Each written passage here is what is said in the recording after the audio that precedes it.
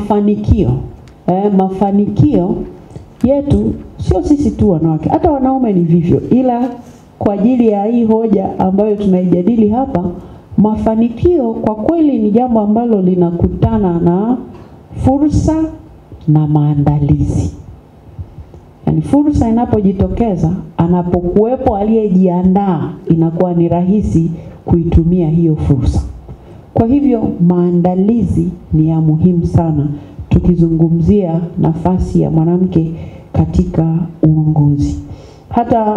Hata viongozi mbalimbali waliotambulishwa hapa, hakuna mtu aliruka tu kutoka mahali akaingia hapo. Japokuwa wakati mwingine jamii ikimtazama Tulia inaona kama yani udada jamani ana bahati sana, na mimi nakubali kwamba nina bahati na Mungu amenipendelea. Lakini uhalisia ni kwamba kuna maandalizi, alafu fursa imetokeza, basi Mungu amekupa hicho kibali.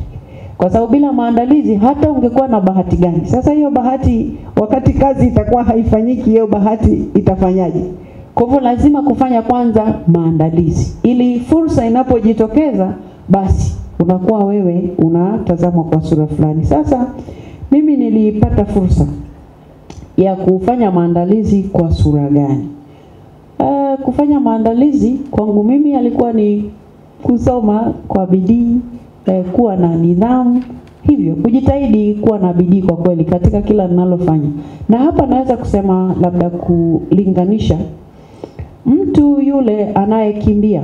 Mtu anayekimbia mbio, kila akikimbia akiwa na nia ya kumaliza, lazima atamaliza. Haijalishi kama wenzio wametangulia mbele, wako nyuma, lakini atafanya nini? Atamaliza. Lakini kuna watu hawana kawaida hiyo, ila hili ni jambo dogo tu. Kwa mfano mtu mwingine anaweza akapakua chakula, uniwie radhi mwashamba baskofu, ni mfano tu. Mwingine anaweza akapakua chakula, anachojua hatomaliza, anapakua kwenye chakula na anaona ni sawa tu akiacha chakula kwenye sahani. Lakini ni jambo linaweza kuonekana ni dogo, lakini linaonesha namna ulivyo tayari kumaliza kile ambacho umekiacha, ambacho ni nidhamu. Ukisema kwamba nitafanya, ndio maana hapa nimefika kwa kuomba radhi, pengine sio jambo la kawaida sana, sio? Kwani mgeni rasmi si anasubiriwa jamani, au? Mgeni rasmi si huwa anasubiriwa?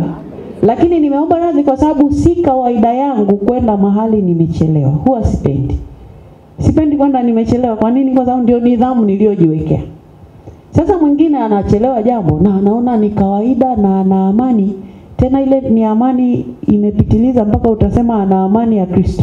Yani ibada inaanza saa 3, yeye anafika saa 3:30 na haoni ni shida. Kikao kinaanza saa 3, yeye anafika saa 4:30. Anaona ni sawa tu, si wameshaanza kikao. Linaweza kuonekana ni jambo dogo, lakini ule mwenendo mzima unafanya maandalizi ya utayari wako Mungu atakapofungua fursa. Sasa mimi kwa kweli ninaweza kusema, kwa sababu nilikuwa mhadhiri chuo kikuu cha Dar es Salaam, lakini ule uhadhiri niliufikia nikiwa nimetoka huko nitokako. Nitokako wapi? Mimi nimeenda shule ya msingi kama watu wengine, tena sikupata nafasi ya kusoma shule ya awali kama wengine wanavyopata nafasi. Nilienda darasa la kwanza. Sisi ni wale wa kuandika chini, ukifaulu pale chini unapewa kibao, ukimaliza kibao darasani unaenda kuandika kwenye daftari. Lakini haya yote yanatokana na nini? Uko mchango wa malezi ya wazazi, lakini huwezi pia kubeza mchango wa malezi ya kijamii, ambayo sasa hivi kama vile wazazi na wazazi na sisi kidogo tumesukuma tena kwa walimu. Yani kama vile shughuli ya walimu hii, yani mtu akishenda shule, yani nenda huko shule ukafundishwe. Lakini jamii inashindwa kushiriki kwa sababu kama mnafuatilia vyombo vya habari, nimeona mahali jirani kampiga, yani jirani mume kampiga jirani mke kwa sababu ya kesi ya watoto. Sasa jambo kama hilo zamani halikuwepo. Na sisi sasa tufanyeje? Pamoja na kwamba tunaweza tusiamini sana katika kupiga, hata mimi siamini kwamba mtu akipigwa ndo anaelewa. Lakini haimaanishi mimi sikuwahi kupigwa. Haimaanishi sikuwahi kupigwa. Lakini hata kama nilipigwa, pengine nilipigwa tofauti na haya mapigo ninayoyasema sasa. kwa sababu wewe unaenda kupigana na jirani kwa ajili ya kesi ya mtoto. Jamani, sasa hapo inakuwaje?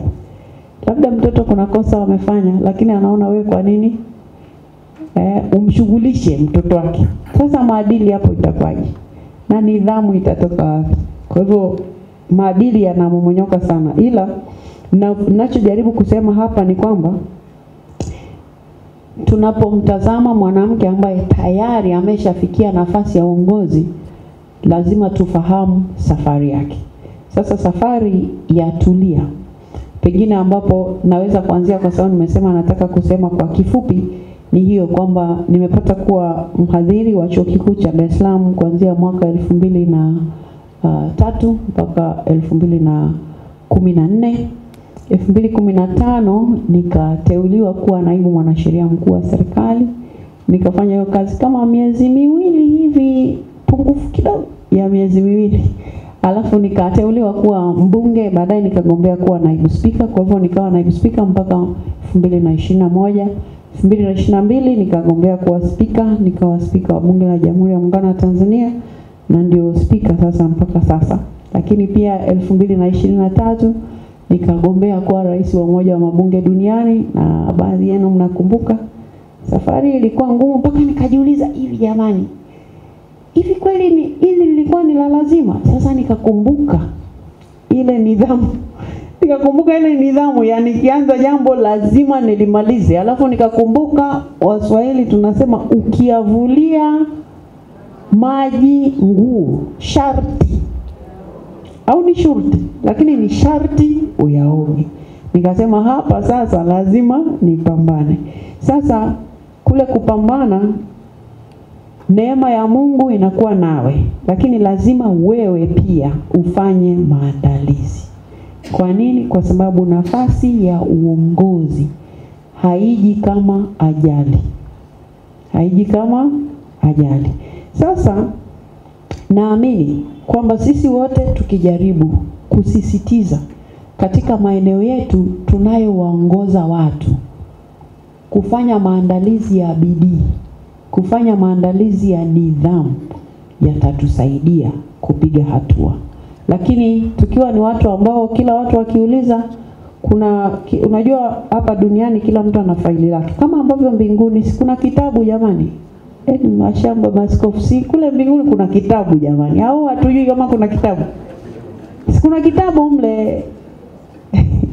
Kuna kitabu, ndio maana huwa tunamuomba Mungu atusamee. Kwa tunaenda yakifutwa yale, yani tunaenda yakifutwa, lakini sio kwamba yanaandikwa yale. Mpaka unapoomba yanafutwa.